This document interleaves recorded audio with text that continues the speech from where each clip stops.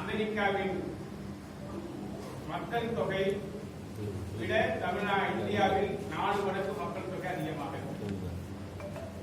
இந்தியாவில் மக்கள் தொகை 4 மடங்கு கூடுதலாக இருக்கிறது. அமெரிக்காவில் இந்தியாவை விட நிலப்பரப்பு அமெரிக்காவில் 4 மடங்கு கூட. ஆகவே 4 மடங்கு அமெரிக்கா மக்கள் தொகை குறைவாக இருக்கிறது. நிலப்பரப்பில் 4 மடங்கு கூடுதலாக இருக்கிறது. இந்தியாவை விட இது ஒப்பிடுகிற போது எந்த விதத்திலும் அமெரிக்காவும் இந்தியாவும் இந்த வேளாண் உற்பத்தி பொருட்களை சந்தைப்படுத்துவதற்கு தடையற்ற வர்த்தக ஒப்பந்தத்தில் கையெழுத்திடுவது எந்த வகையிலும் பொருத்தவில்லை. காரணம், அங்கே அமெரிக்க ஐரோப்பிய நாடுகளில் வேளாண்மையை உற்பத்தி செய்கிற பொறுப்பிலே அரசாங்கங்கள் ஈடுபட்டிருக்கிறது. குறைந்த செலவில் அதிக மகசூல் பெறுகிற நிலையில் அங்கே பண்ணை ஒப்பந்த சாகுபடி முறை அறிமுகப்படுத்தப்பட்டு குறைந்தபட்சம் 1000 ஏக்கரிலிருந்து 50,000 ஏக்கர் வரையிலும் வேளாண் பண்ணைகள் அமைக்கப்பட்டு அதற்கான உற்பத்திக்கு முழுமையும் அமெரிக்க ஐரோப்பிய நாடுகள் பொறுப்பேற்று உற்பத்தி செய்கிறார்கள். ஆனால் இந்தியாவில் சிறு குறு விவசாயிகள் உள்ள நிலப்பரப்பில் விவசாயத்தில் ஈடுபடுகிறவர்களில் சுமார் 90% பேர் சிறு குறு விவசாயிகள் இந்திய வேளாண்மையில் ஈடுபட்டு விவசாயத்தையே தன்னுடைய வாழ்வாதாரமாக கொண்டு வாழ்ந்து வருகிற நிலையில் இங்கே விவசாயிகள் தான் உற்பத்தி செய்கிறார்கள்.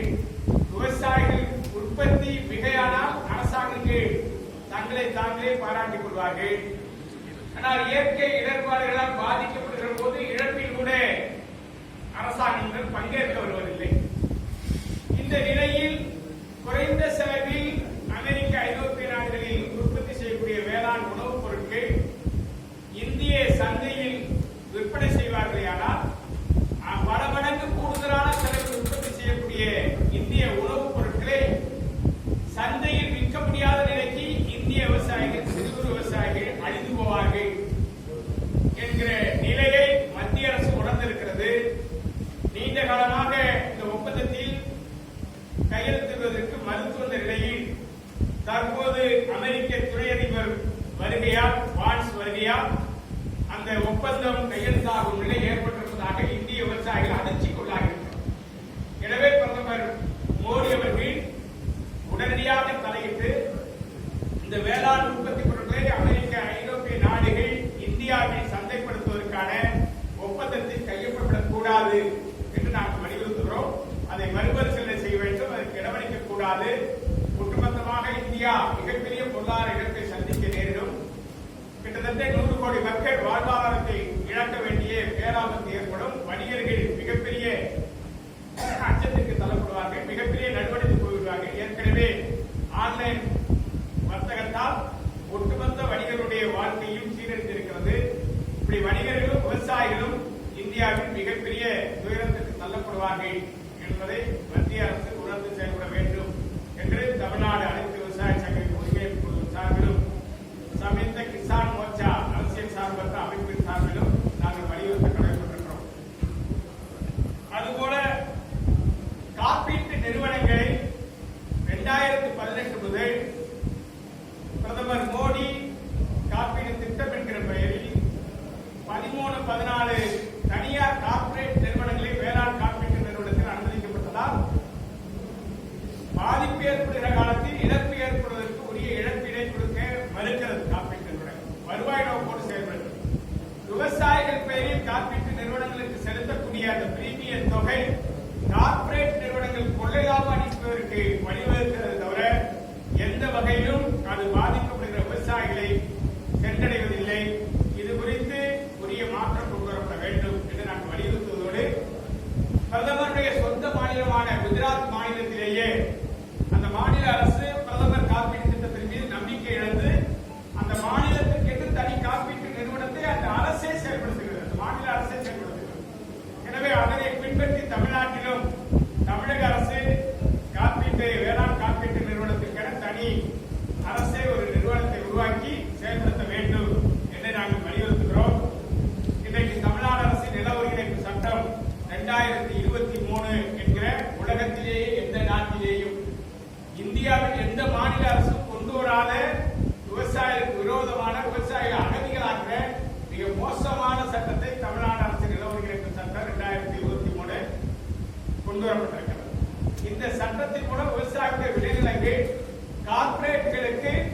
தன் விருப்பத்திற்கு கைப்பற்றிக் கொள்வதற்கு அனுமதி வழங்குகிறது. அது மட்டுமல்ல, அந்த கார்ப்பரேட்டுகள் அபகரிக்கிற விளைநிலங்களுக்கு அருகாமையில் ஓடுகிற ஆறுகள், ஏரிகள் உள்ளிட்ட நீர்நிலைகளை கார்ப்பரேட் நிறுவனங்கள் அபகரித்துக் கொள்வதற்கு இது வழிவகுக்கிறது. இந்த சட்டத்தை பயன்படுத்திதான் சென்னைக்கு குடிநீர் வரக்கூடிய செம்பரம்பாக்க ஏரியினுடைய அடிப்படை குடிநீர் ஆதாரமாக விளங்கக்கூடிய பரந்தூர் பகுதியில் சுமார் 13 ஏரிகளை அழித்து அங்கிருந்து வரக்கூடிய தண்ணீர் எல்லாம் தடுத்து இந்த பரந்தூர் விமான நிலையம் அமைக்கப்படுகிறது. இந்த ஏரிகள் எல்லாம் கைப்பற்றுவதற்கு இந்த சட்டம் பயன்பட்டிருக்கிறது. அதே போல மேல்வாவில் திருவண்ணாமலை மாவட்டத்தில் சிப்காட் அமைக்கிறோம் என்கிற பேரில் விளைநிலங்களை கைப்பற்ற போகிற போது அங்கே நிலத்தடி நீர் நிரம்ப இருக்கிறது. அந்த மேல்மா பகுதியில் மற்ற பகுதிகளில் வறண்ட பகுதிகள் இருக்கிறது, தரிசு நிலங்கள் நிரம்ப இருக்கிறது. அங்கே தொழிற்சாலைகள் துவங்கலாம். ஆனால் நல்ல சுவையான தண்ணீர் இருக்கக்கூடிய நிலத்தடி நீர் 15 அடி ஆழத்திலேயே முழுமையான தண்ணீர் கிடைக்கிறது. அங்கே நெல் விளைவிக்கப்படுகிறது, கரும்பு விளைவிக்கப்படுகிறது, எண்ணெய் வித்துக்கள் விளைவிக்கப்படுகிறது, பருத்தி, சோளம் உள்ளிட்ட அனைத்து பயிர் வகைகளும் இங்கே சாகுபடி செய்யப்படுகிறது. மலர் சாகுபடி செய்யப்படுகிறது, காய்கறிகள் உள்ளிட்ட பல வகைகளும் சாகுபடி செய்யப்படுகிறது. கிட்டத்தட்ட மேற்கு தொடர்ச்சி மலையடிவாரத்தில் இருக்கிற கிராமங்களுக்கு இணையான வகையில் அங்கே சாகுபடி செய்யப்படுகிறது. அந்த நிலத்தை தரமாற்ற வேண்டும் மறுத்ததால் 15 விவசாயிகள் மீது குண்டர் தடுப்பு சட்டம் போடப்பட்டு சிறையில் அடைக்கப்பட்டார். எனவே இந்த சட்டத்தின் அடிப்படையில் நிலத்தை கொடுக்க விவசாயிகள் மறுத்தால் குண்டர் சட்டத்தில் கைது செய்யலாம் என்று இந்த சட்டம் சொல்லுகிறது. அது மட்டுமல்ல, ஒரு பக்கம் G20 மாநாடுகள் நடத்தப்படுகிறது. கிட்டத்தட்ட தமிழ்நாட்டில் 19% அளவிற்கே தான் வனங்கள் இருக்கிறது. 33% அளவிற்கு வனங்களுடைய பரப்பளவை உயர்த்த வேண்டும் என்று விரும்புகிற அரசாங்கம், அதற்காக நிதியை செலவிடுகிற அரசாங்கம் ஒரு பக்கம் இயற்கை சீற்றத்துக்கு அடிப்படையாக இருக்கிற நீர்நிலைகளை எல்லாம் அபகரித்துக் கொள்வதற்கு வழிவகுக்கிற ஒரு சட்டத்தை கொண்டு வந்திருக்கிறது. இதை திரும்பப் பெற வேண்டும் என்று நாங்கள் வலியுறுத்துகிறோம். அதுபோல தமிழ்நாட்டில் நேரடி நெல் கொள்முதல் நிலையம், தமிழ்நாடு நுகர்பொருள் வாணிபக் கழகம் என்கிற ஒரு அமைப்பை இந்தியாவிலேயே முதலில் பொது விநியோக திட்டத்திற்காக முன்னாள் முதலமைச்சர் மறைந்த தலைவர் கலைஞர் அவர்கள் 1972 தமிழ்நாட்டில் கொண்டு வந்தார். அதனைத் தொடர்ந்து அமுதங்காடிகள் உருவாக்கப்பட்டு பொது விநியோக திட்டம் செயல்படுத்தப்பட்டது. 1975 காவிரி டெல்டாவில் விளைவிக்கக்கூடிய நெல்லை கொள்முதல் செய்வதற்கு நேரடி நெல் கொள்முதல் நிலையம் உருவாக்கப்பட்டது. இதுவும் எந்த மாநிலத்திலும் கிடையாது. விவசாயியோட நெல்லை கொள்முதல் செய்வதற்காக ஒரு தனி நிறுவனத்தையே, பொதுத்துறை நிறுவனத்தையே தமிழ்நாட்டில் தான் கலைஞர் உருவாக்கினார். இது படிப்படியாக தமிழ்நாடு முழுமையிலும் பரவலாக்கப்பட்டு இன்றைக்கு தமிழ்நாடு முழுமையிலும் நேரடி நெல் கொள்முதல் நிலையம் சென்ற ஆண்டு வரையிலும் செயல்பட்டு வந்தது.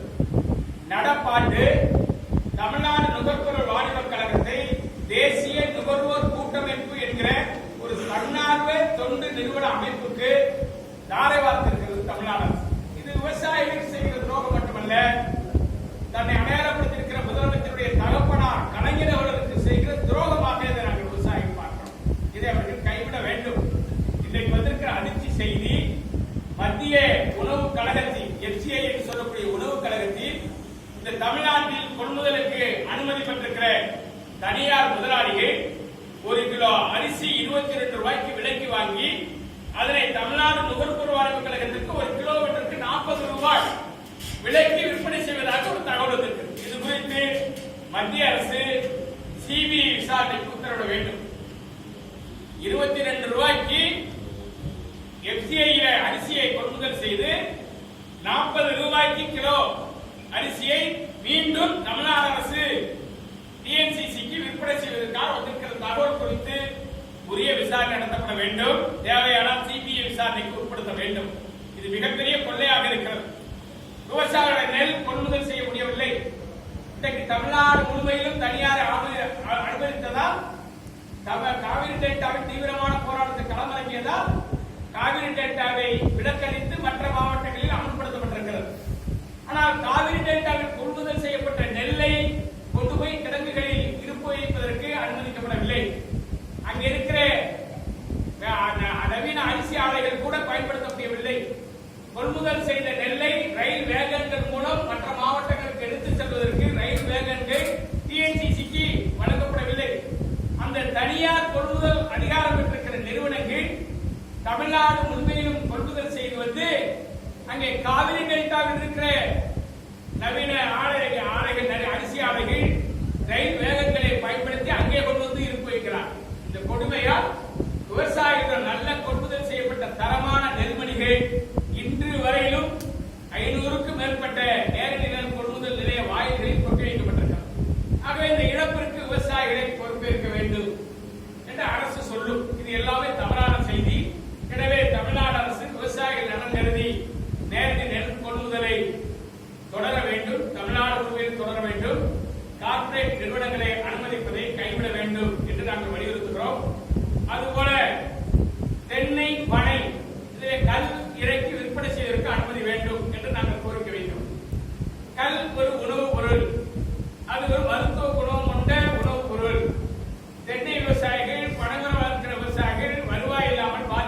சொன்னார்கள். மதுவிற்கு தடை வேண்டும் என்று போராடினார். தமிழ்நாடு முதலமைச்சர் சொல்கிறார், ஆந்திரா, கர்நாடகா, கேரளா, புதுச்சேரி மாநிலங்களில் மது விற்பனையில் இருக்கிற போது தமிழ்நாட்டில் மது ஒழிப்பு கொள்கை கொண்டு வருவது இயலாது. இதுதான் விளக்கம் சொல்கிறார். அப்படி விளக்கம் அவர் சொல்லுவது உண்மையாக இருக்குமே ஆனால் கேரளா, ஆந்திரா, கர்நாடகா, புதுச்சேரி உள்ளிட்ட அனைத்து மாநிலங்களிலும் மதுவோடு சேர்த்து கல் விற்பனைக்கு அனுமதி இருக்கிறது. எனவே தமிழ்நாட்டில் மட்டும் கல்லுக்கு அனுமதி கொடுக்க மாட்டேன் என்று மறுப்பதனுடைய உள்நோக்கம் என்ன? விவசாயிகள் அழிந்து போக வேண்டும், விரவிட்டு எண்ணக்கூடிய மது ஆலை உற்பத்தி நிறுவனங்கள் வடமுடிக்க வேண்டும் என்கிற வக்ரபுத்தியோடு தமிழ்நாடு முதலமைச்சர் செயல்படுகிறாரா என்கிற கேள்வியை விவசாயிகள் சார்பில் நாங்கள் முன்வைத்து கடமைப்பட்டிருக்கிறோம். இந்த கல்லுக்கான அனுமதி கேட்டு வருகிற 25ஆம் தேதி கோவையில் தமிழ்நாடு முழுவதும் இருக்கிற விவசாயிகள் ஆயிரக்கணக்கில் பங்கேற்கிற மிகப்பெரிய உண்ணாவிரத்தை நடத்த இருக்கிறோம். அதுபோல வருகிற முதல்வர் காப்பீடு திட்டம், மக்களுக்கான காப்பீடு திட்டம், இதற்கு மருத்துவமனைகளில், தனியார் மருத்துவமனைகளில் முதல்வர் காப்பீட்டு திட்டத்தில் நோயாளிகள் அனுமதிக்க மறுக்கிறார்கள். குறிப்பாக கோவையில் ஒரு பிரபலமான மருத்துவமனை, எங்கள் காவிரி டெல்டா வரையிலும் இருக்கிற ஏழை எளிய குடும்பங்களை சார்ந்தவர்கள் அங்கே சென்று இதய அறுவை சிகிச்சைகள் செய்து கொள்வது தொடர்ந்து மிகப்பெரிய இலக்காக இருந்தது. செலவில்லாத வகையில் நேரடியாக கோவைக்கு சென்றால் இதே அறுவை சிகிச்சையை தனியார் புகழ்பெற்ற மருத்துவமனை செய்து கொள்ளலாம் என்கிற நிலை இருந்தது. கடந்த 2-3 மாதங்களாக அந்த மருத்துவமனைகள் முதல்வர் காப்பீடு திட்டத்தில் இலவச அறுவை சிகிச்சைகள், மருத்துவ உதவிகள் செய்வதற்கு மறுக்கிறார்கள். இதை மறுத்ததா நாங்கள் கட்டாயப்படுத்தி பேசுகிற போது ஏற்கனவே இவ்வாறு காப்பீட்டு திட்டத்தில் மருத்துவ சிகிச்சை அளிக்கப்பட்ட நோயாளிகளுக்கான தொகையை தமிழ்நாடு அரசு விடுவிக்கவில்லை. இதனால் தனியார் மருத்துவமனைகள் முதல்வர் காப்பீட்டு திட்டத்தில் அறுவை சிகிச்சை செய்ய இயலாது என்று திருப்பி அனுப்புகிற நிலை பலர் உயிரிழக்கக்கூடிய பேராபத்து ஏற்பட்டிருக்கிறது. எனவே காப்பீட்டு திட்டத்துக்கான நிதிகள் எந்த விதத்திலும் தமிழ்நாடு அரசு தடையில்லாமல் வழங்க வேண்டும். தனியார் மருத்துவமனைகள் முதல்வர் காப்பீடு திட்டத்தில் அனுமதிக்கப்பட்ட தொகையில் அவர்கள் அறுவை சிகிச்சை உள்ளிட்ட உயர் சிகிச்சைகள் அளிப்பதை உறுதிப்படுத்த வேண்டும். அரசு மருத்துவமனைகளில் காப்பீடு திட்டம் என்று நிதி ஒதுக்கப்படுகிறது. இது என்ன கேள்வி? இது என்ன நியாயம்? அரசு மருத்துவமனைகள் இலவச மருத்துவ சிகிச்சை வழங்குவதற்காக துவங்கப்பட்டிருக்கிறது. ஆனால் முதல்வருடைய மருத்துவ காப்பீடு திட்டத்தில் அரசு மருத்துவமனைக்கு பணம் செலுத்தி மருத்துவ சிகிச்சை பெறுகிற நிலையில் தமிழ்நாட்டில் இருக்கிறது. இப்படி மோசமான நிலைக்கு விவசாயிகளுடைய பிரச்சனைகள் மிக தீவிரமடைந்திருக்கிறது. தமிழ்நாட்டில் ஏரி குள குட்டைகள் பெய்கின்ற மழை நீரை தேக்கி வைக்க முடியவில்லை. தமிழ்நாட்டில் மணல் தட்டுப்பாடு, அதேபோல கனிமவள தட்டுப்பாடு. நாங்கள் அனுமதிக்கப்பட்ட அளவில் உள் மாநில தேவைக்கு விற்பனை செய்ய வேண்டும். மணலாக இருந்தாலும் கருங்கல் தெரியாக இருந்தாலும் நமது தமிழக மக்கள் தனக்கு தேவையான வீடுகளை கட்டிக் கொள்வதற்கு, கட்டுமான நிறுவனங்களை மேம்படுத்துவதற்கு அனுமதிக்கப்பட்ட அளவில் அரசு விலை நிர்ணயம் செய்து விற்பனை செய்ய வேண்டும்.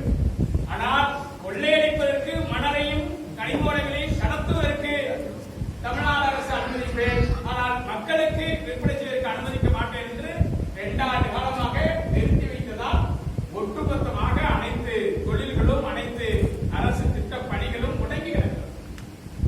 இது குறித்து தமிழ்நாடு அரசு உரிய கவனம் செலுத்த வேண்டும் என்று நாங்கள் வலியுறுத்துகிறோம். கிராம பகுதிகளில் எந்த ஒரு கட்டுமான பணியும் ஆற்று கரைகளிலே குடியிருப்பவர்கள் கூட ஒரு வீடை கட்ட முடியாத நிலைக்கு தள்ளப்பட்டிருக்கிறார்கள்.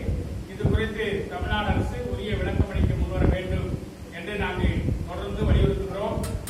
தமிழ்நாட்டில் விவசாயிகளுக்கான அடையாள அட்டை தற்போது மத்திய மாநில அரசுக்கு இணைந்து வழங்குகிறது. தமிழ்நாட்டில் இருக்கிற மொத்த நிலப்பரப்பு கிட்டத்தட்ட 55 லட்சம் ஹெக்டேர் சாகுபடி நிலங்கள் இருக்கிறது. இந்த நிலங்களில் 60% நிலங்கள் அறக்கட்டளைகள், கோவில்கள், ஆதீனங்களுக்கு சொந்தமாக இருக்கு. இந்த 60% நிலங்களும் விவசாயிகள் குத்தகை பதிவு பெற்று குத்தகை சாகுபடி மேற்கொண்டு வருகிறார்.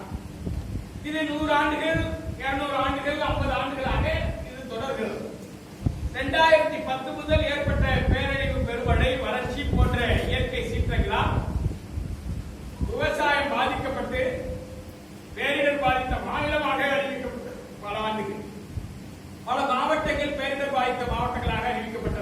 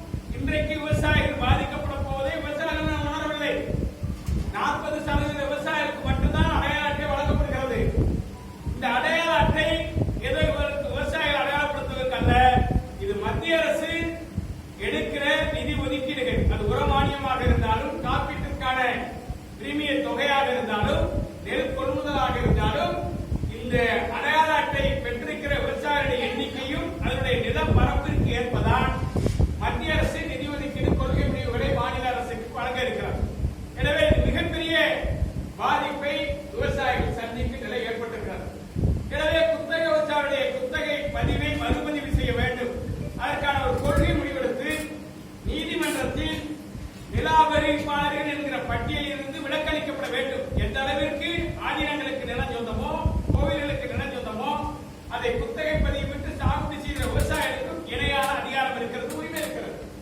எனவே இப்படி விவசாயிகளுக்கு விரோதமான கொள்கைகளையும் சட்டங்களையும் தமிழ்நாட்டில் திமுக தலைமையிலான அரசு 4 ஆண்டு காலமாக நிறைவேற்றுகிறது. எங்களுக்கு ஊடகங்கள் மீது கூட மிகப்பெரிய வருத்தம் உண்டு. இத்தனை பிரச்சனைகள் அடுக்கிக் கொண்டே போகலாம், பட்டியல் சொல்லிக்கொண்டே போகலாம்.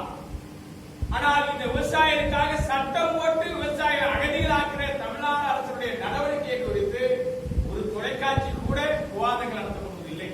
4 ஆண்டுகளாக விவசாயிகள் பிரச்சனை புறந்தள்ளப்பட்டு விவசாயிகளுடைய கருத்துக்கள் கூட நமது பத்திரிகை ஊடகங்கள் முக்கியத்துவம் கொடுத்து வெளியிட செய்யாத ஒரு நெருக்கடியில் விவசாயிகள் மிகப்பெரிய நெருக்கடிக்கு தள்ளப்பட்டிருக்கிறார். வேண்டுமானால் நீங்கள் ஏதோ மத்திய மாநில அரசுடைய கொள்கை சார்ந்த பிரச்சனைகளை அன்றாடம் ஒரு தளத்தின் கீழ் மாறி மாறி ஒரே கருத்தை நீங்கள் விவாதிக்கலாம். ஆனால் மக்கள் கருத்தை நீங்க வெளிக்கொண்டு வராததால் ஆட்சியாளர்களுக்கும் மக்களுக்கும் விவசாயிகளுக்குமான தொடர்பு அடியோடு துண்டிக்கப்பட்டிருக்கிறது. கிராமப்பகுதி மக்களுக்கும் தமிழ்நாடு அரசுடைய தலைமைக்கும் எந்த தொடர்பும் இல்லை, துண்டிக்கப்பட்டிருக்கிறது. எனவே இந்த நிலையில் தமிழ்நாடு அரசுக்கும் விவசாயிகளுக்குமான உறவு அடியோடு ரத்து செய்யப்பட்டிருக்கிறது, முறிந்திருக்கிறது, எந்த தொடர்பு கிடையாது. ஆகவே நீங்கள் நடத்துகிற ஏதோ ஒரு அரசியல் இதிலிருந்து யாரோ ஒருத்தரை பாதுகாக்க வேண்டும் என்கிற நிலையில் மக்களையும் அரசாங்கத்தையும் பிரித்து விடுகிற நிலை ஏற்படுமோ என்ற அச்சமும் உங்களுக்கு ஏற்பட்டிருக்கிறது. எனவே ஊடகங்கள் தயவு செய்து விவசாயிகளுடைய பிரச்சனை குறித்து இந்த பாதிப்புகள் குறித்து விரிவான விவாதத்திற்கு உட்படுத்த வேண்டும் என்று நாங்கள் வலியுறுத்துகிறோம். இதையெல்லாம் எடுத்து கூறி வருகிற 26, 27 ஆகிய 2 தினங்கள் ஊட்டியில் தமிழ்நாடு அனைத்து விவசாய சங்கங்களுடைய ஒருங்கிணைப்பு குழுவுடைய மாநில பொதுக்குழு கூட்டம் நடைபெற இருக்கிறது. அதில் தமிழ்நாடு அரசுடைய இந்த விவசாயிகள் விரோத கொள்கைகள் சட்டங்கள் குறித்து பட்டியலையும் நாங்கள் இறுதிப்படுத்துவோம். அதை தமிழ்நாடு அரசு ஏற்க மறுத்தால் தொடர்ந்து குமரி முதல் சென்னை வரையிலும் இதற்கான மக்கள் சந்திப்பு இயக்கங்களை எல்லாம் நாங்கள் தீவிரப்படுத்துவோம். எங்கள் உரிமையை பெறுகிற வரையிலும் நாங்கள் ஓயப்போவதில்லை. எனவே இறுதியாக நான் கேட்டுக்கொள்வது, மத்திய மாநில அரசுகள் தொடர்ந்து விவசாயிகளுக்கு விரோதமான கொள்கைகளையே நீங்கள் தன திட்டங்களாக செயல்படுவதை கைவிட வேண்டும். பிரதமர் மோடி தலைமையிலான மத்திய அரசாங்கம் அமெரிக்க துணை அதிபர் வான்ஸோடு வேளாண்மையையும் தடையற்ற ஒப்பந்தத்தில் இணைப்பதற்கான கையொப்பமிடுவதை கைவிட வேண்டும். இந்திய விவசாயிகளுக்கு உரிய லாபகரமான குறைந்தபட்ச ஆதார விலை நிர்ணய சட்டம் கொண்டு வந்து இந்திய விவசாயிகளை பாதுகாக்க முன்வர வேண்டும். குத்தகை விவசாயிகளுக்கு மறுபதிவு செய்து அவர்களுக்கு உரிய அடையாள அட்டை வழங்கப்பட வேண்டும். ஆதீனங்கள் நிலங்கள் விற்பனை செய்வதை தடை செய்ய வேண்டும் என்று தமிழ்நாடு அனைத்து விவசாய சங்கங்களின் ஒருங்கிணைப்பு குழு சார்பில் மீண்டும் வலியுறுத்துகிறேன்.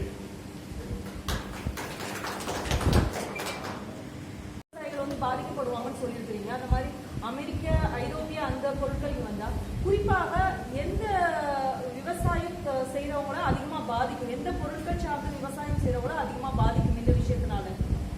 தோட்டக்கலை பயிர், பழ வகைகள், காய்கறி வகைகள் உள்ளிட்ட பல்வேறு உணவுப் பொருட்களும் பாதிக்கும்.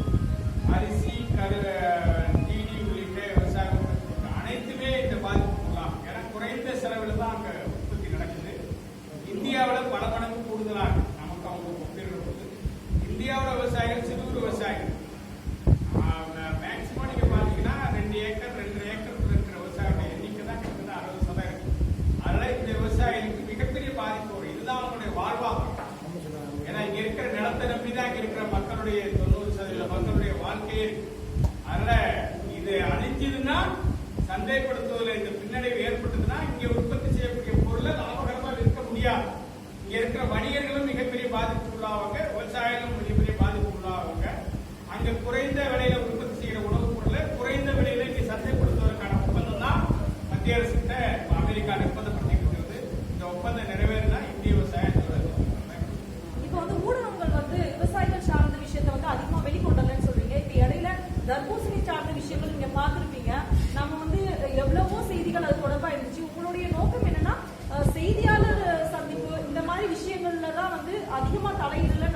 ஊடகங்கள், இல்லைன்னா விவாதம் போன்ற விஷயங்கள் அதிகமா எடுக்கலன்னு நீங்க நினைக்கிறீங்களா? எது முக்கியத்துவம் நினைக்கிறீங்க? விவாதங்கள் நடத்தப்பட வேண்டும் என்கிறது தான்.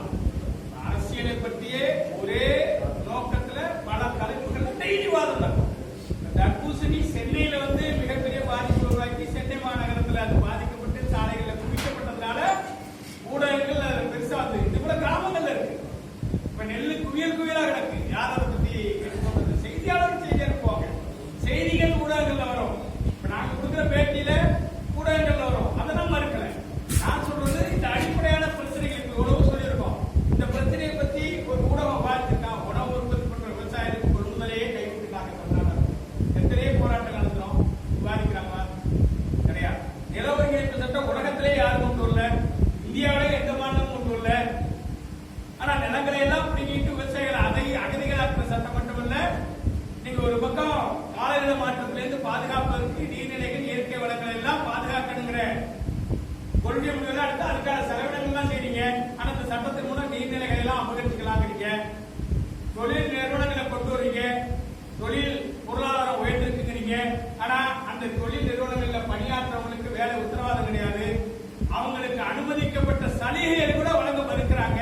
இன்னும் சொல்ல போனா உரிமைகளை மீட்டெடுப்பதற்கான தனக்கான ஊழியர்களுக்கான சங்கங்கள் அமைப்பதற்கு கூட இன்னைக்கு வெளிநாட்டு பெரிய நிறுவனங்கள் தமிழ்நாட்டுக்குள் அனுமதிப்பதில்லை. கழிவறை வசதி கூட செய்து கொடுக்கப்படவில்லை. அவர்களுக்கு உணவு அருந்துவதற்கு தரமான குடிநீர் வழங்கப்படவில்லை. இதெல்லாம் கடந்த காலங்களில் நீங்க தான் செய்தியை வெளியிட்டு.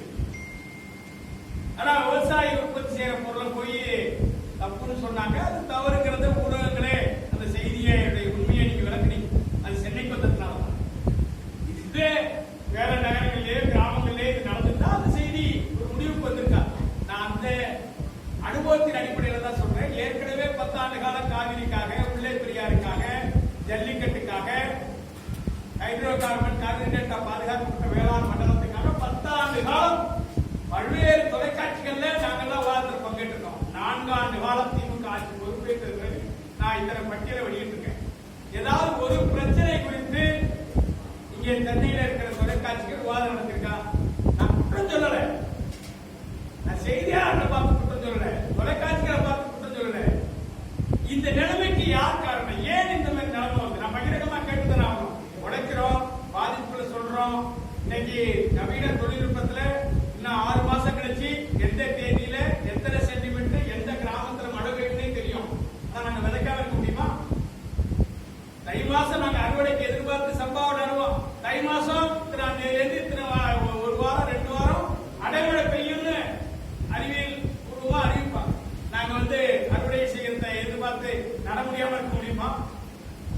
மழை வந்தாலும் இயற்கை சீற்றம் வந்தாலும் அதை எதிர்கொண்டு நிலத்தை தரிசுபடக்கூடாது. நம்ம நம்பி இருக்கிற மக்களுக்கு உணவு உற்பத்தி பண்ணணுங்கிற தைரியத்தோட கொரோனாவை எதிர்கொண்டு தானே நாங்க உணவு உற்பத்தி பண்ணோம். உலக நாடுகளிலே உலக பொருளாதாரம் மீண்டு போச்சு. இந்திய பொருளாதாரத்தை மீட்டெடுத்தது சிறு குறு விவசாயிகள் சொன்னார், பிரதமர் சொன்னார். இன்னும் நமக்கு தேவையான உணவு போக மீதி உணவை நாம் வெளிநாடுகளுக்கு ஏற்றுமதி செய்தது சொன்னார். இங்கிலாந்து பிரதமர் இந்திய உணவு தான் என்ன கொரோனாவில இருந்து உயிரே மீட்டு கொடுத்ததுன்னு சொன்னார்.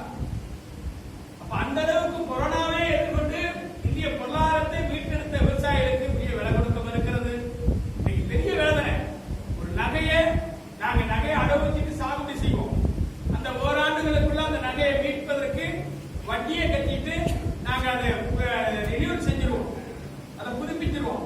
ஆனா இப்ப 1 வருஷமா அந்த புதுப்பிக்கிற முறையே வங்கிகள் நிறுத்திட்டாங்க. இப்ப உரிய தொகையை கட்டினாதான் நகையை திருப்பி புதிய லோன் வாங்கணும். அப்படின்னா அந்த லோனை வாங்கணும். ஒரு 10,000 கடன் வாங்கினாலே 500 ரூபாய்க்கு மேல செலவே இருக்கு. அலுவலக செலவே இருக்காது, கட்டணங்களே எப்படி ஈடு செய்ய முடியும்? அப்ப இது மாதிரியான நிலைகள் தான் இன்னைக்கு நெருக்கடியை தான் கொடுத்துட்டே இருக்காங்களே தவிர எதை பத்தியும் விவாதிக்கிறதுக்கு எந்த தொலைக்காட்சியும் முன்வரல. ஓகே, கல்வி இறக்குறத பத்தி நீங்க சொன்னீங்க. உங்களுடைய நோக்கம் என்னன்னா பூர்ண மதுவிலக்க அமல்படுத்திட்டு கல்வி இறக்குறதுக்கு நீங்க சொல்றீங்களா? இல்லன்னா இந்த தொடர்ச்சியாக இருக்கக்கூடிய மது சார்ந்த விற்பனைகளுடைய கல் இறக்கம் சார்ந்த விஷயங்களும் நடக்கணும்னு சொல்றீங்களா? அறிவியல் பூர்வமாக மருத்துவ ஆய்வுகள் அடிப்படையில் கல்லு உணவு பொருள், பதநீர் உணவு பொருள், அதை மது விற்பனையோட இணைச்சி பேசுறதோ மது கொள்கையோட இணைச்சி பார்க்கிறதோ தவறானது. தமிழ்நாடு அரசு மது ஒழிப்பு திட்டத்தை கொண்டு வாங்கன்னு சொல்ற போது தமிழ்நாடு முதலமைச்சர் பல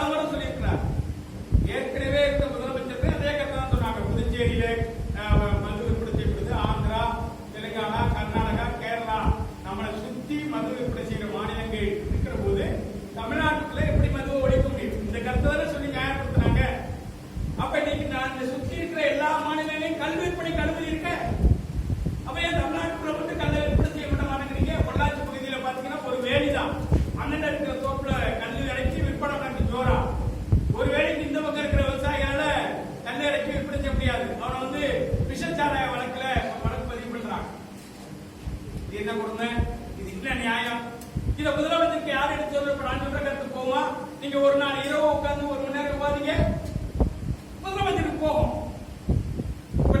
கலைஞர் கொண்டு வந்தாரு, நான் போய் திருக்குவளையே அந்த அரசாணையை கொடுக்கிறேன். அதிகாரிகள் தான் பத்தாடப்பட்டாங்க, தீர்வு கிடைக்கல. இன்னைக்கு தமிழ்நாட்டில் வேளாண் துறை